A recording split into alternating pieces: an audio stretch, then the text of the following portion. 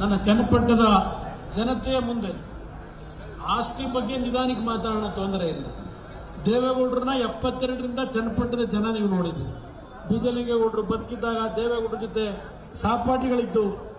ಯಾವ ದೇವೇಗೌಡರು ರೈತರ ಪರವಾಗಿ ಹೋರಾಟ ಮಾಡ್ಕೊಂಬೋದು 60 ವರ್ಷದ ಅವರ ರಾಜಕೀಯ ಜೀವನದಲ್ಲಿ. ದೇವೇಗೌಡರ ಮಕ್ಕಳು, ದೇವೇಗೌಡರ ಆಸ್ತಿಯನ್ನು ನೀವು ನೋಡಿದ್ದೀರಿ.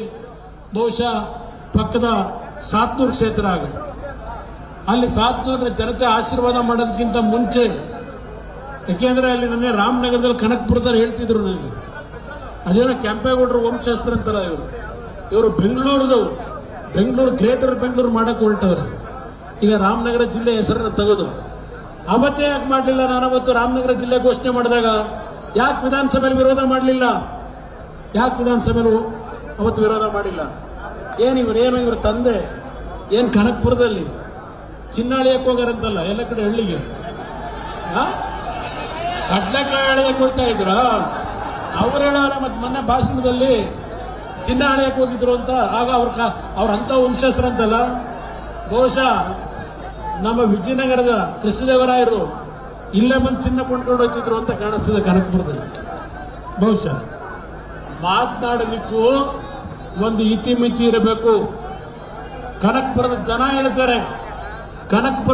ಹೇಳ್ತಾರೆ, ಒಂದು ನಿಮಿಷ ಅಣ್ಣ, ಕನಕಪುರದ ಜನ ಹೇಳ್ತಾರೆ ಆ ವ್ಯಕ್ತಿಯ ವ್ಯಕ್ತಿತ್ವ ಏನು ಅಂತ ಹೇಳಿ.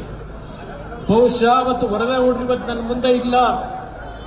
ವರದೇಗೌಡರು ನಮ್ಮನ್ನು ಅಗಲಿದ್ದಾರೆ. 1985 ಸಾತ್ನೂರಿನಲ್ಲಿ ದೇವೇಗೌಡರು ಚುನಾವಣೆಗೆ ನಿಂತಾಗ 17,000 ಮತಗಳ ಹಂತದಲ್ಲಿ ಗೆಲ್ಲಿಸಿದ್ರಿ ದೇವೇಗೌಡರನ್ನ. ಅವತ್ತು 1 ತಿಂಗಳ ಕಾಲ ಹಳ್ಳಿ ಮೇಲೆ ನನಗೆ ರಾಜಕೀಯದ ಗಾಳಿಗಂತ ಗೊತ್ತಿರಲಿಲ್ಲ. ವೇದಿಕೆ ಮೇಲೆ 1 ನಿಮಿಷ ಮಾತಾಡತಕ್ಕಂಥ ನನಗೆ ಅನುಭವ ಇರಲಿಲ್ಲ. ಹಳ್ಳಿಗಳನ್ನು ನೋಡಿದ್ದೇನೆ ಸಾತ್ನೂರ್ನ 1985ರಲ್ಲಿ. ಹಲವಾರು ನಾಯಕರುಗಳನ್ನು ಇವತ್ತು ನೆನೆಸ್ಕೋಬಲ್ಲೆ. ದೇವೇಗೌಡರು ಹೊಳೆನರಸೀಪುರಲ್ಲಿ 2 ಕಡೆ ಗೆದ್ದಾಗ 1985ರಲ್ಲಿ ಅಲ್ಲಿಯ ಕಾರ್ಯಕರ್ತರು ವರದೇಗೌಡರು ಇಲ್ಲ ಇವತ್ತು ಕುಮಾರಸ್ವಾಮಿಯನ್ನು ನಿಲ್ಲಿಸಿ ಚುನಾವಣೆಗೆ ಅಂತ ಹೇಳಿ ಸಾತ್ನೂರಿನಲ್ಲಿ ಅವರೇನು ಒತ್ತಡ ಹಾಕಿದ್ರು. ಅವತ್ತೇನಾದರೂ ದೇವೇಗೌಡರು ತೀರ್ಮಾನ ಮಾಡಿ ನನಗೆ ಅವಕಾಶ ಕೊಟ್ಟಿದ್ರೆ 1985 ಸಾತ್ನೂರಿನಲ್ಲಿ ಇವರು ರಾಜಕೀಯವಾಗಿ ಎಲ್ಲಿ ಬೆಳೀತಿದ್ರು? ದೇವೇಗೌಡರ ಕೃಪಾ ಕಟಾಕ್ಷವೇ ಅವತ್ತು. ಅವತ್ತಿನ ಜನತೆಯ ಪ್ರೀತಿ ಏನು ಅನ್ನೋದನ್ನು ನೋಡಿದ್ದೆ ನಾನು. ಅಲ್ಲಿಂದ ನನ್ನ ರಾಮನಗರ ಜಿಲ್ಲೆಯ ಸಂಬಂಧ ಪ್ರಾರಂಭ ಆಗಿರೋದು.